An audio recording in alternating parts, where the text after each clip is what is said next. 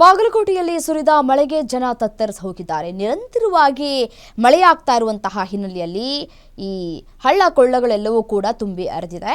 ಮಳೆಗೆ ಹಳ್ಳಕ್ಕೆ ನಿರ್ಮಿಸಿದಂತಹ ಸೇತುವೆ ಇದೆಯಲ್ಲ, ಆ ಸೇತುವೆ ಕೂಡ ಜಲಾವೃತವಾಗಿದೆ. ಜಲಾವೃತಗೊಂಡಂತಹ ಸೇತುವೆ ಮೂಲಕ ಜನ ಸಂಚರಿಸ್ತಾ ಇದ್ದಾರೆ. ಜಲಾವೃತಗೊಂಡ ಸೇತುವೆ ದಾಟಿ ಮಹಾಂತಪ್ಪಜ್ಜನ ದರ್ಶನವನ್ನು ಪಡೆದುಕೊಳ್ತಾ ಇದ್ದಾರೆ.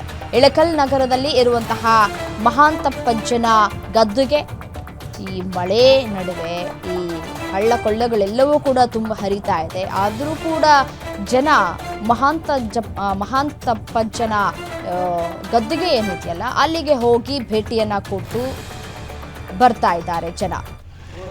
ನೋಡಿ, ದೃಶ್ಯದಲ್ಲಿ ಕೂಡ ಗಮನಿಸ್ತಾ ಇದ್ದೀರಿ ಯಾವ ರೀತಿಯಾಗಿ ಈ ಸೇತುವೆ ನೀರಿನಲ್ಲಿ ತುಳುಕ್ತಾ ಇದೆ ಅನ್ನೋದನ್ನು ಗಮನಿಸ್ತಾ ಇದ್ದೀರಿ.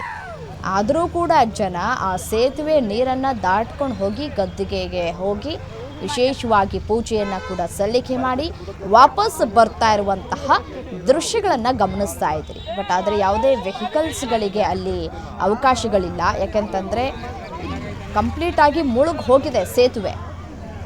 ಸೊ ಹಾಗಾಗಿ ಜನ ನಡೆದುಕೊಂಡು ಹೋಗಿ ಪೂಜೆಯನ್ನು ಮಾಡಿಸ್ಕೊಂಡು ಬರ್ತಾ ಇರುವಂತಹ ದೃಶ್ಯವನ್ನು ಗಮನಿಸ್ತಾ ಇದ್ದೀರಿ. ಮಂಡಿಯುದ್ದ ತನಕನೂ ಕೂಡ ನೀರಿದೆ.